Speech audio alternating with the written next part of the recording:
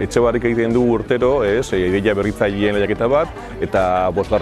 lehiaketa horretan irabazi izan ziren Reskatenineko bazkideak, ez?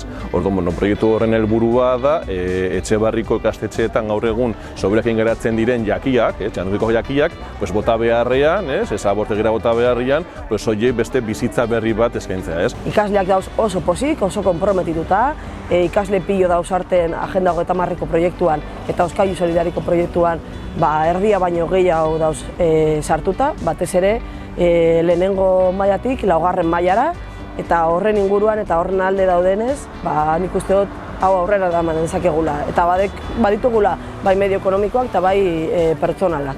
Lehenengo eta 2. mailakoak orduan egingo dutena izango da.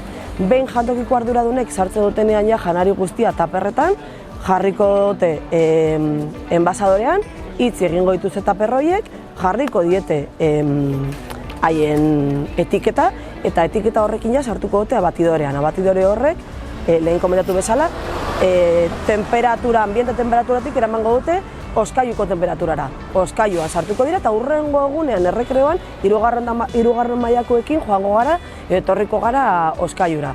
Egunero 2-3 pertsona egongo dira jantokian eta 2-3 ikasle hemen zerarak jartzen. Aplikazio horretan lehendabizi hilabete osoko menua agertzen da, zer dagoen jateko egunero, orduan aplikazio horretan jarri ahalko da zenbat sobratu egin dan, ikusi ahalko da zenbat errazio sobratu egin diren egun bakoitzean, zer sobratu egin dan, zein egunetan eta batez ere errazio horien bakoitzaen ezaugarri, kalitatezko ezaugarriak. Zenbat kaloria dituzten, zenbat proteina ehunekoa, informazio guzti hori etiketetan inprimatuko da eta hori joango da taper bakoitzarekin. Da guzti hori gordeta geratuko da aplikazio hortan. Eta edozeinek, klabea duen edozeinek begiratu dezake zelan doan, zenbat sobratu dan, zelan doan igotzen edo jeizten, zer dan gehien sobratzen dana, ze egunetan iguala ez dan soberakinik egon, guzti hori aplikazio horretan geratuko da isladatuta. Nolabeteko debate bat sortu egingo da, hemen Etxebarriko gizarte honetan. Azkenean eta Reskateginekoak gomendatuta izango da guztiontzako eskuragarri inolako kontrolik gabe demagun. Izango da zeroko kostupean eta edonork hartu izango du. Reskategineko dakaten filosofia nolaitere egin behar duguna da behartasunaren demokratizazioa. Orduan, usten baldin badegu bakarrikan makinara gertu izatea beharra hori dutenak, ari gara jende hori seinalatzen.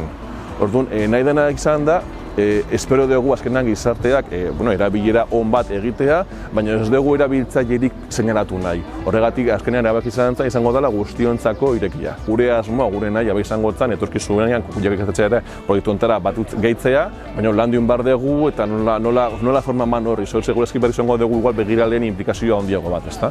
Orduan, asmoa nahia bai bada, lortuko degula, lan egingo dugu horretan. Bai uste dugu bestelako erakunde, Etxebarrin dauzen poligonoen enpresa piloetan aukera badala, etorri dira gaur adibidez poligonoko enpresa batzuk proiektua ezagutzeko, eta bertan nolabaiteko jantokia duten enpresek, kanpoko cateringekin lan egiten dutenak, nola ez, azkenean barko dute izango da abatidora horrekin erosi horretako bat egin, eta sobrekin guztiak eta berdinean gehitu, dinote kudeatu.